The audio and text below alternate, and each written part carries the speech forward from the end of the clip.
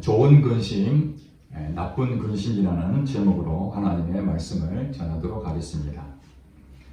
잠언 17장 22절에 말씀하기를 마음의 즐거움은 양약이라도 심령의 근심은 뼈를 마르게 하느니라. 그렇게 우리에게 말하고 있습니다. 우리 인생 살면서 마음이 평안하면 모든 것이 원만합니다. 그런데 이 마음이 무너지게 되면 근심을 하게 되는 것이죠. 근심하게 되면 몸을 상하게 됩니다. 그래서 성경에도 또 잠언 4장 23절에 무릇 지킬 만한 것 중에 내 마음을 지키라.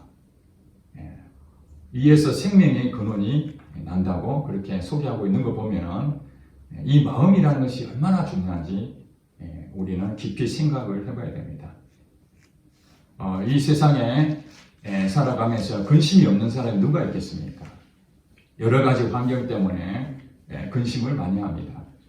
특별히 세상 생활의 염려로 근심을 하는 경우가 얼마나 많습니까? 최근에 여러분 뉴스를 통해서 많이 들으셨겠지만 젊은이들이 집을 얻지 못하고 또 이렇게 살다가는 평생 집을 살 수가 없는 그런 현실 속에 무언가 대박을 날 수 있는 그런 투자가 없을까? 그래서 지금 가상화폐가 큰 인기를 끌고 있다고 합니다. 어떤 사람은 결혼 자금을 몽땅 털어서 가상화폐에 투자를 했습니다. 널뛰기 장처럼 많이 오를 때도 있지만 하루아침에 모든 재산을 잃어버리는 그러한 부분에 많은 사람들이 마음을 거기에 빼앗기고 있습니다. 왜 그런 일이 있을까요? 미래에 대한 두려움이 온 것이죠. 취업에 대해서 과연 내가 취업을 할 수 있을 것인가? 부동산 문제, 노후 문제, 건강 문제, 우리에게 시시각각으로 찾아오는 이런 근심되는 일이 너무나 많다는 것입니다. 그러면 우리 예수 믿는 사람들은 하나님을 믿기 때문에 근심이 전혀 없을까요? 근심이 없을 수는 없겠죠. 하나님이 원하시는 것은 근심이 없기를 바랄 뿐이죠. 그럼에도 우리 현실은 늘 근심할 수밖에 없는 상황이라는 것입니다. 그러면 예수 믿는 사람들은 어떻게 살아야 되느냐? 하나님이 원하시는 성경 말씀, 오늘 본문을 통해서 하나님이 원하시는 근심이 있고 하나님이 기뻐하지 않는 근심이 있다는 것을 우리에게 가르쳐주고 있습니다. 그러니까 이 세상 사람들처럼 똑같이 근심을 하되 그것이 하나님이 원하지 않는다면 그것은 우리가 해서는 안 되는 것입니다. 오늘 본문에 보니까 그것을 세상 근심이라고 말합니다. 세상 근심. 생활에 대한 염려, 미래에 대한 불투명한 것 때문에 어려운 그런 근심되는 것.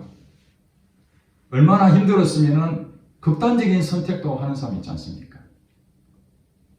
온갖 자기의 가진 방법을 다 찾아서 이 문제를 해결해 보려고 밤잠을 새워서 그 일을 해결해 보려고 몰두하고 근심하는 오늘 우리 수많은 사람들이 있습니다. 우리는 예수를 믿기 때문에 성경대로 믿어야 됩니다. 교회 다니는 것은 교회 다니는 것으로 끝내고 내 지금 현재의 문제에 거기에 함몰되어서 거기에 지금 근심하고 있다면 심령의 근심은 뼈를 마르게 하는 그 부분이 내 몸을 상하게 한다는 것을 아셔야 됩니다. 그러나 내 몸이 상할 수밖에 없는 상황임에도 불구하고 하나님이 원하시는 근심도 있다는 사실입니다. 그것을 좋은 근심이다. 그러니까 하나님이 원하시는 그러한 뜻을 헤아리는 그런 근심은 좋은 근심이 되지만은 하나님하고 무관한 내 인간의 생각과 내가 어떻게든지 해결해 보려고 하는 그런 많은 세상 근심은 하나님이 기뻐하지 않는다는 사실입니다. 오늘 본문 내용을 잠깐 소개해 드리겠습니다. 사도 바울은 그 동역자들하고 유럽에 있는 교회들을 많이 세웠습니다. 그리고 그들에게 어떻게 신앙생활을 해야 하는 건지 거기에 담당 교육자를 통해서 끊임없는 보고를 받고 격려하고 위로하고 이런 편지들을 많이 보냈습니다. 오늘 본문 말씀은 고린도 후서인데 고린도 교회에 사도 바울이 편지를 보냈습니다. 그 첫 번째 편지가 고린도 전서입니다. 고린도 전서. 고린도 교회에 많은 여러 가지 성도들 간에 문제가 있다는 것을 보고를 받게 됩니다. 이 근심이 된 거예요. 사도 바울이 교회를 세웠는데 바르게 성장해야 되는데 교인들까지 서로 은사 문제라든지 또 우상 제물의 문제라든지 또 성적인 문제라든지 여러 가지 교회 안에서 일어날 모든 분쟁들이 굉장히 많이 있었던 겁니다. 그 얘기를 듣고 근심한 가운데에 편지를 써서 보낸 것이 고린도 전서였습니다. 그리고 그 뒤에 또 소식을 들었는데 여전히 고린도 교회의 상황이 좋지 않는 얘기들을 듣게 됩니다. 바울에 대해서 비방하는 사람도 있고 또 성도들이 신앙생활을 바르게 하려 하는데 그것을 방해하는 그런 세력들도 일부 있었습니다. 그래서 사도 바울은 또다시 편지를 하나 보내게 되는데 그 편지 가운데에 이 준엄한 편지를 쓰게 됩니다. 그 자료는 지금 현재 학계에서는 남아있지 않다고 말합니다. 사도 바울이 그 뒤에 고린도 전서를 편지를 보내고 그 다음에 편지를 보냈는데 그 내용은 지금 현재 밝혀진 건 없습니다. 준엄한 편지를 보낸 내용이 뭐냐면은 그들에 대해서 책망한 내용이었습니다. 하나님을 믿는 자로서 그렇게 살면 안 된다. 그런데 사도 바울이 좀 온유하고 부드럽게 이렇게 편지를 보내야 되는데 아주 날카롭고 아주 강한 톤으로 편지를 썼던 것 같아요. 그러면서 편지를 보내놓고 난 다음에 사도 바울이 근심을 하게 됩니다. 혹시 이 편지를 보고 저들이 마음을 상하지 않을까? 나는 좋은 데 써서 보냈지만 그들이 너무 강하게 얘기하니까 받아들일 때 굉장히 큰 부담을 갖지 않겠는가? 혹시 성도들이 마음의 상처를 받지 않겠는가 하는 편지를 보내놓고 근심을 하게 된 거예요. 그랬는데 이제 디도를 통해서 그 편지 받았던 이 성도들이 그것을 근심을 했지만은 바울이 전한 그 강력한 그 메시지에 뜨끔했겠죠. 근심을 했지만은 그것을 좋게 해석을 하고 교회가 원만하게 해결됐다. 이런 소식을 디도를 통해서 보고를 하게 됐습니다. 그래서 디도가 바울에게 와가지고 당신이 보냈던 그 편지를 보고 그들이 변화가 됐다. 잘 해결됐다. 걱정 안 하셔도 됩니다. 이렇게 보고를 하게 된 것을 이제 다시 또 편지를 보내게 됩니다.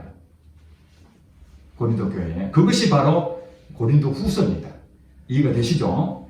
고린도 전서는 첫 번째 편지 보내고 개인적으로 또 준엄한 편지를 보냈는데 그것은 자료가 남아있지 않고 그 다음에 그 이후에 그들이 변화됐다라는 그 내용을 받고 다시 편지를 보내는데 그것이 오늘 고린도 후서가 됩니다. 그 내용에 대해서 8절이 이렇게 말하죠. 그러므로 내가 편지로 너희를 근심하게 한 것을 후회하였으나 제가 말씀드린 그 자료가 남아있지 않는 이 준엄한 편지 강력하게 그들에게 경고의 메시지를 보냈던 이 편지를 보내놓고 근심을 했다는 거예요. 그것을 보내놓고 보내지 말았어야 될 걸. 아니면 좀 더 내용을 부드럽게 할 걸. 이런 후회를 했다는 겁니다. 그런데 그 편지를 받고 그 사람들이 변화가 됐다는 얘기를 듣고 지금은 후회하지 아니함은 그 편지가 너희로 잠시만 근심하게 한 줄을 알미라. 내가 지금 기뻐함은 너희로 근심하게 한 까닭이 아니요 도리어 너희가 근심함으로 회개함에 이른 까닭이라. 너희가 하나님의 뜻대로 근심하게 된 것은 우리에게서 아무 해도 받지 않게 하려 함이라.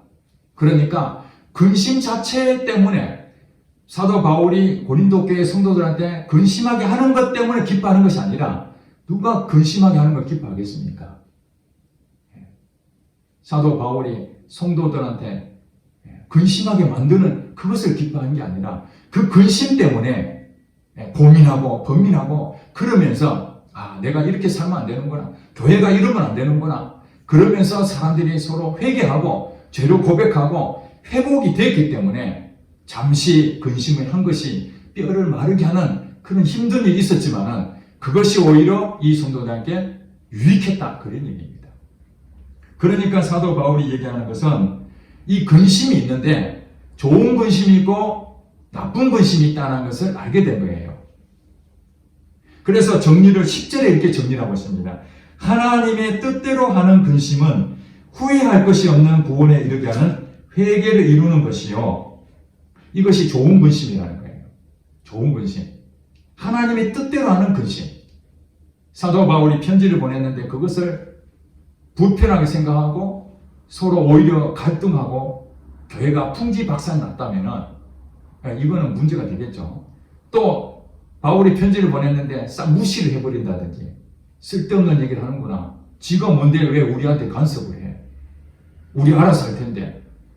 그리고 아무 근심도 없고 그냥 이대로 살자. 그렇게 할 수 있는데 이 사람들이 하나님이 우리에게 바울을 통해서 주신 이 편지를 그것을 믿음으로 받아들인 이런 근심은 후회할 것이 없는 한마디로 우리가 구원을 지난주에 얘기했잖아요. 구원에 이르는 과정이 있는데 한번 구원받았다고 끝나는 것이 아니라 그 구원의 과정을 통해서 완성된 그 모습으로 가야 되는 거예요. 성도들은 다 가야 되는데 그 구원에 이르게 하는 과정에서 우리의 잘못된 것들이 있지 않습니까? 잘못된 행위들, 또 하나님을 주인으로 생각하지 않고 내가 주인으로 사는 그런 모습들, 이런 것들이 날마다 근심을 통해서 하나님의 뜻이 무엇인가? 그걸 근심하다 보면은 내 마음을 바꾸게 되는 거예요. 내가 이렇게 잘못 살았구나. 이렇게 살면 안 되는데. 그런 근심은 아주 유익한 근심이라는 거예요. 물론 우리가 근심을 통해서 잠 못 잘 때도 있고 그 근심 때문에 머리가 깨질 처럼 아플 때도 있고 골치 아픈 일이죠. 생각을 해야 되니까. 그러나 이것은 매우 좋은 근심이라는 거예요. 반대로 여기 그 이후에 말씀하죠. 10절에 세상 근심은 사망을 이루는 것입니다. 세상 근심. 세상 근심도 있다는 거예요. 세상 근심은 어떻다는 것입니까? 그는 후회할 것이 없는 것이 아니라 사망에 이르는 것이다. 한마디로 쓸데없는 결과를 얻게 되는 것이라는 거예요.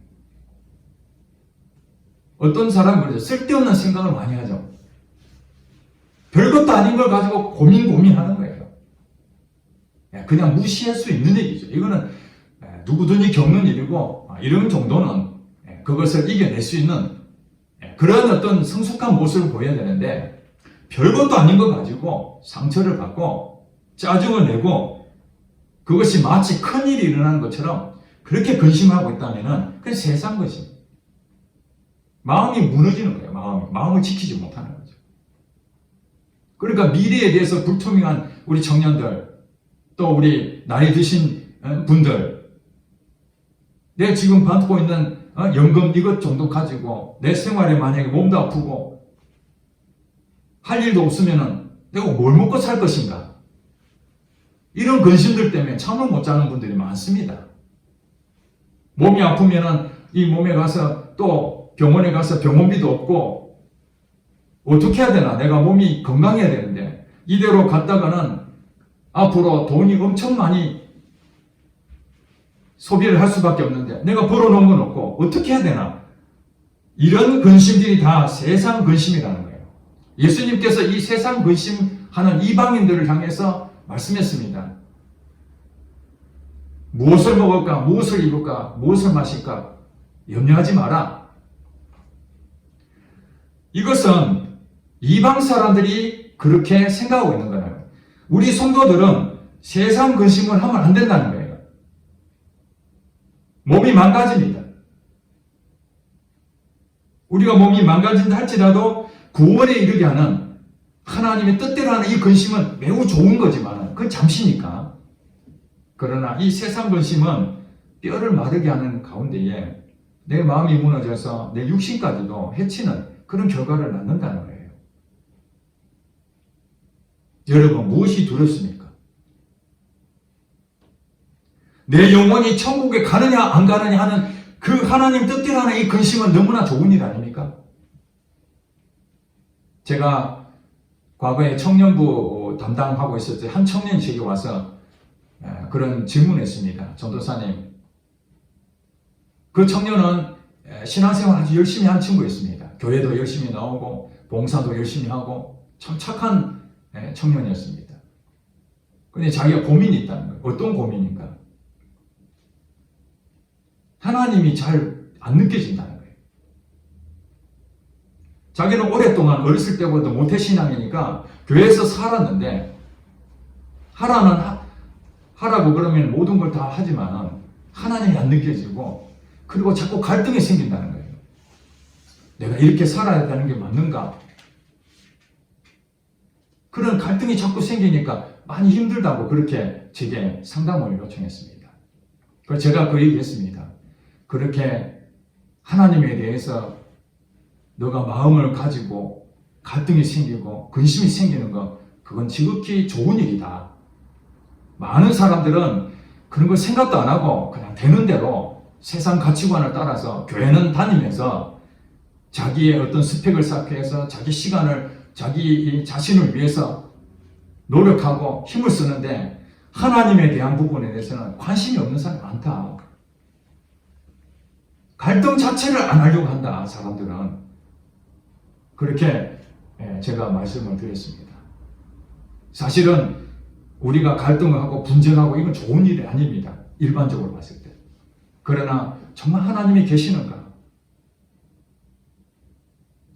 왜 저 사람은 하나님을 믿는데 저렇게 큰 믿음으로 그렇게 살 수 있는가? 나는 왜 저런 믿음을 갖지 못하는가? 하는 그런 생각으로 근심이 된다면 이게 좋은 현상이라는 거예요. 왜냐하면 제가 그런 경험을 했거든요.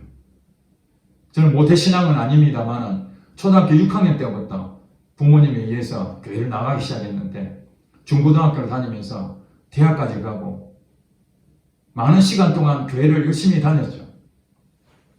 최선을 다해서 교회를 다니고 그렇게 신앙생활을 했는데 어느 날부터인가 교회 다니는 것이 제게 즐겁지가 않는 거예요. 왜냐하니까 하나님에 대해서 확신을 갖지를 못하겠더라. 하나님이 진짜 살아계시는가? 아무리 생각해도 현재 내가 내 삶에 하나님이 역사한 적이 한 번도 없었어요. 기적도 베푼 적도 없고 하나님에 대한 인도를 받은 적도 없고 그냥 시간이 맞춰서 예배 드리고 봉사하고 교회에서 어떤 프로그램 가지고 하면 그거 따라 순종을 했지만은 그 청년이 제게 상담했던 것처럼 저도 똑같이 그런 과정을 겪었습니다. 이렇게 교회를 다닐 바에야 교회를 떠나는 게 안 좋겠는가? 그런데 제 마음속에 하나님이 계시는지 안 계시는지 확인을 해봐야 되겠다. 그래서 하나님의 뜻대로 하는 이 근심을 하게 된 거예요. 1년 동안 하나님 찾아보자. 그래서 이래도 안 되고 저래도 안 되고 1년 동안 교회 기도원에도 가보고 또 성경도 보고 사람들한테 여러 가지 상담도 해보고 참 많은 시간을 이 근심 가운데 있었죠. 마음이 편치가 않는 거예요. 그리고 결국 하나님께서는 이 근심 가운데에 구원에 이르게 하는 회개를 제게 주신 거예요. 어느 날 제게 너는 죄인이다 하는 그 하나님의 말씀을 듣고 저는 거기에서 하나님 앞에 나는 죄인이라는 걸 고백하고 성령 세례를 받게 됐습니다. 그날부터 저는 인생이 바뀌게 됐습니다. 하나님은 진짜 살아계시는구나. 머릿속에만 이해됐던 그 하나님이 실존적으로 계신다는 것을 그때 제가 알게 된 것입니다. 그러니까 어떤 일이 오더라도 아무리 큰 환란이 오더라도 하나님을 부인할 수가 없습니다. 지금 누가 제게 너 하나님 살아계시느냐? 하나님 살아계시니 증거할 수 있냐? 제가 그동안 수십 년 동안 하나님을 경험했던 그 내용이 얼마나 많겠습니까? 저는 종교 생활을 매우 싫어합니다. 왜냐하면 제가 그 일을 해봤거든요. 종교 생활로는 바꿀 수가 없습니다. 그런데 하나님께서는 우리 성도들에게 이 때로는 하나님의 뜻대로는 이 근심을 줍니다. 우리에게. 그 믿는 사람들에게. 그래서 그 근심 가운데 하나님 정말 살아 계시는가? 그렇다면 왜 내 이 문제를 해결을 못하지? 도대체 내 믿음은 무엇인가? 언제까지 이 어린아이 신앙으로 살아야 될 것인가? 이런 고민에 계속 하나님에 대해서 또 물어보고 목사님과 또 성경을 통해서 이렇게 말씀하시는데 왜 나는 그것이 일어나지 않지?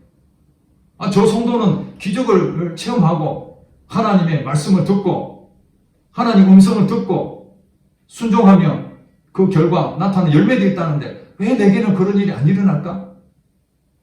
이런 고민을 하라는 거예요. 비록 때로는 잠도 못 자고 뼈를 마를 것 같이 보이지만은 이것은 하나님이 기뻐하시는 근심이라는 거예요. 김희진 간사 간증 동영상에 보면 이런 내용이 나옵니다. 본인이 빛을 너무 많이 져서 이제 인생 다 포기해야 되겠다. 아마 김희진 간사 동영상 간증을 보신 분 다 알 겁니다. 4대째 예수를 믿는 집안이라고 하고 교회도 얼마나 오랫동안 다니고 성경도 엄청나게 읽고 그렇게 했지만은 사업이 다 무너지니까 엄청난 큰 빛을 지니까 극단적인 선택을 하는 거예요. 이 근심이 오는 거죠. 내가 이렇게 살 수 있겠나? 창피하고 언제 이 돈을 다 회복할 수 있겠는가? 자존심도 상하고 예수 믿는 그 첫걸음을 잘 뛰어야 됩니다. 남들이 거기 가니까 다 그렇게 가는 것이 아니에요. 정말 거기서 본인이 한 목사님을 통해서 강의를 들으면서 하나님께서는 그 빚도 갚아주신다. 진짜 그럴까?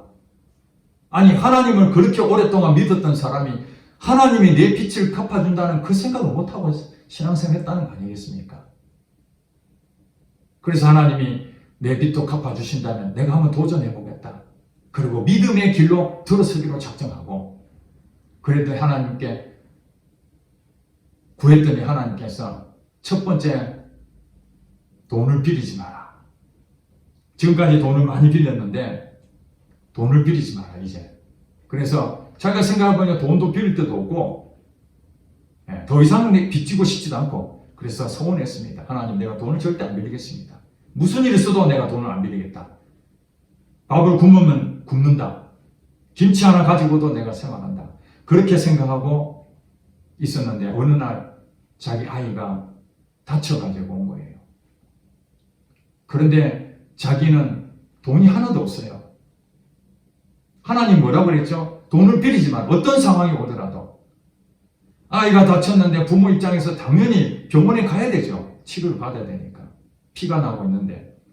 그런데 돈이 없으니까 병원에 갈 수가 없는 거죠. 돈이 없으니까. 그러면은 병원비를 빌려야 되는 겁니다. 이 김희진 간사가 고민하게 된 거예요. 하나님의 말씀을 순종하자니 아이의 치료비를 빌릴 수가 없는 거고 또 아이를 치료하려면은 치료비를 구하고 다녀야 되는데 그러면 하나님 말씀을 어기게 되는 것이고 여기에서 자기 마음에 갈등이 오게 된 겁니다. 이것을 우리가 말하는 하나님의 뜻대로는 근심이죠. 그냥 하나님이 말씀하셨다 할지라도 아이가 아픈데 하나님의 약속이 중요한 게 아니고 아이가 아픈데 하나님도 아이가 아프다면 당연히 이해해 주겠지. 그렇게 생각할 수가 있는데도 그날 저녁에 밤샘 하면서 하나님 내가 어떻게 해야 되나?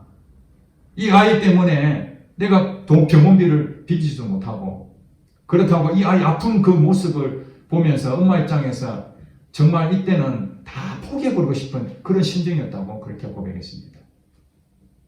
그래도 자기는 하나님의 말씀을 지키기 위해서 병원에 안 가고 그 다음날 어떻게 되겠지 하고 그냥 응급조치만 하고 학교를 보냈는데 자기하고 잘 아는 어느 목사님 사모님이 그 자기 아이의 다친 모습을 보고 너 왜 어디 다쳤느냐 이런 일이 됐다고. 병원에 갔느냐? 병원에 안 갔다. 그래서 그 사모님이 그 아이를 병원에 입원하고 치료비를 다 그 사모님이 감당했다는 것입니다. 내가 돈을 빌려가지고 치료를 할 수 있지만 하나님은 그 다음날 이 사모님을 적절하게 만나서 치료비를 다 할 수 있도록 하나님 다 준비하셨다는 거예요. 우리는 그 미래를 모르니까 그것을 믿음으로 가지 못하고 그냥 팽개치고 갈 수가 있는 거죠. 그러한 과정들이 하나씩 하나님의 원하시는 그 뜻대로 하는 근심을 하면서 그가 믿음의 사람이 된 거예요. 오늘 많은 사람들에게 재정적으로 믿음에 대한 부분들을 소개하고 있는 하나님 귀하게 쓰임받고 있지 않습니까? 사랑하는 성도 여러분, 여러분 어떤 근심에 지금 매달려 있습니까? 세상 근심은 하나님이 말씀하시기를 예수님이 그렇게 말씀하셨잖아요. 산상수훈에. 너희가 구하지 아니하여도 하나님이 너희가 있을 것이 무엇이 필요한지 다 알고 있다. 우리의 필요한 것을 다 공급하시는 분이 하나님이시다. 너희 염려를 다 주께 맡겨라. 이는 그가 너희를 돌보아 주시기 때문에 그렇다. 여러분 하나님 믿습니까? 하나님이 여러분 안에 계신 거 믿습니까? 그 하나님이 여러분 안에 계시는데 여러분이 세상 근심에 마음을 빼앗기게 되면은 사단이 여러분을 끌고 가버립니다. 사단의 미혹이 되어버려요. 마음이 무너지고 육신이 무너지고 그 영혼까지 망치게 되는 거예요. 저는 여러분들을 위해서 기도할 때마다 성도님들 가슴이 아플 때가 있습니다. 바울이 얘기한 그대로 제가 하고 있습니다. 우리 성도들 가운데에 어려움이 생기고 방향을 제시하고 그러는데 제가 근심이 될 때가 있어요. 어떤 성도는 마음이 평안할 때가 있고 어떤 성도는 마음이 근심할 때가 있어요. 그러면 제가 몸부림을 칩니다. 하나님 이 성도를 불쌍히 얘기해 달라고. 때로는 우리 성도님들한테 온유한 마음으로 위로하고 격려도 하지만 때로는 이대로 가면 안 될 것 같으니까 강한 어조로 사도 바울이 강한 어조로 그리 가면 안 됩니다. 그렇게 선포할 때도 있지 않습니까? 저도 그러고 나면은 또 그 성도가 혹시 마음에 상처받지 않겠는가 하는 그런 근심도 있습니다. 솔직히 그런 마음이 있습니다.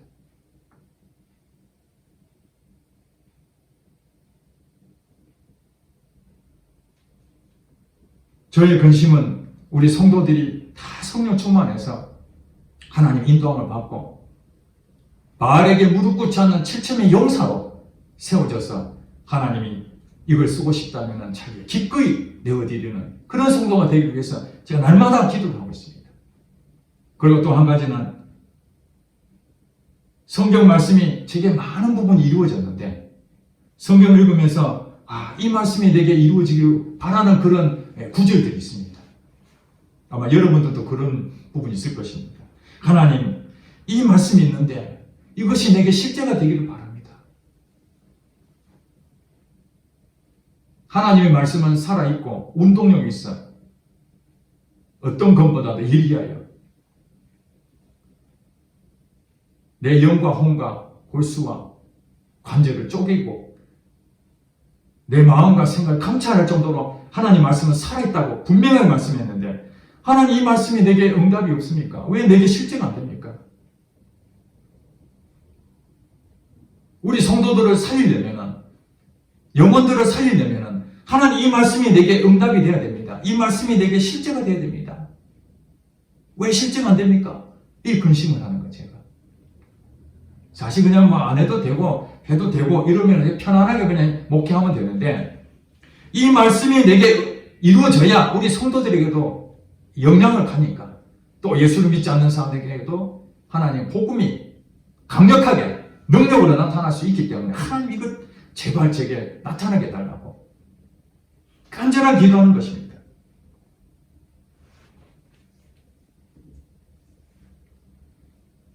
여러분 오늘 이 시간에 근심을 안 할 수는 없겠지만 여러분이 판단해서 이건 세상 근심이구나 그렇게 생각하거든 오늘 본문에 그렇게 말했습니다. 세상 근심은 사망을 이룬다고 했으니까 성경대로 이루어질 것입니다. 세상 근심을 품고 가는 사람들 마음에 근심을 가지면 뼈를 마른 것처럼 여러분 몸 상하게 될 것입니다. 이 성경은 그렇게 말하고 있으니까요. 세상 근심은 여러분 잘 안 될 것입니다. 안 되는 것이 당연한 것입니다. 그러나 여러분 내 믿음이 더 크기를 그런 근심을 하고 하나님이 살아계시는가? 한번 정말 만나고 싶다. 그런 근심을 하고 복음을 전하는데 그게 쉽겠습니까? 예수를 안 믿는 사람한테 복음을 전하면 많은 근심을 해야 된다. 기도도 해야 되고 물질도 써야 되고 또 하나님 주신 이 물질을 그냥 내 마음대로 쓸 수 있지만 하나님 이 물질을 어떻게 할까요? 어디에 쓰면 좋겠습니까? 이런 근심을 하는 거예요. 골치 아픈 일이죠 사실. 그냥 편안하게 그냥 해버리면 되는데 그런 근심들을 할 때마다 하나님이 뭐라고요? 기뻐하신다는 거예요. 그런 근심은 내가 골치 아픈다 할지라도 하나님이 이런 걸 통해서 우리는 믿음이 성장합니다. 김미진 강사처럼. 모든 사람은 그런 과정을 다 거쳤습니다. 그냥 편안하게 그냥 뭐 될 대로 되라. 하나님이 성경에는 저는 그런 얘기 한 적이 없습니다. 하나님 알아서 하세요. 나는 모르겠습니다. 이거는 낙천주의. 그냥 나 모르겠다 그런 거죠. 예. 세상 근심은 안 하더라도 하나님이 원하시는 근심은 좋은 일이라는 거예요. 믿음을 성장하고 내 신앙이 바르게 세워져가는 그런 근심은 반드시 해야 됩니다. 이 근심을 통해서 여러분 하나님의 귀 쓰임 받는 여러분 되시기를 주의로 축복합니다. 기도하겠습니다.